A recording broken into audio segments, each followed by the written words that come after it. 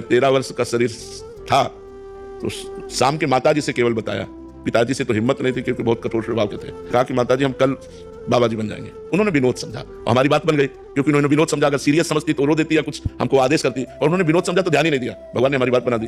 सब सो रहे थे, उठे, पिताजी को मानसिक प्रणाम किया, सैया पर थे, माताजी को प्रणाम किया, भाई बहनों को हाथ जोड़ा और एक छोटी सी गीता, और एक ब्राह्मण कुल में जन्मे थे इसलिए चटाई और वो एक लोटा गृहस्थी वेश में ही भागे। और 15 किलोमीटर चलने के बाद थक गए तो एक शंकर जी का मंदिर आता है नंदेश्वर, सरसौल ब्लॉक में नंदेश्वर महादेव, वहां जंगल में जाकर के रुके। अब जब 12 बजे भूख लगी, क्योंकि सुबह से कुछ ना कुछ घर में मिल जाता था, अब सुबह तो मिला नहीं, चलते चले आए। अब दोपहर के 12 बज गए, भूख लगी, तो पहली बार हमारे मन में प्रश्न उठा कि कैसे जीवन निर्वाह होगा, जीवन निर्वाह कैसे होगा, कहाँ रहेंगे, कहाँ जाओगे।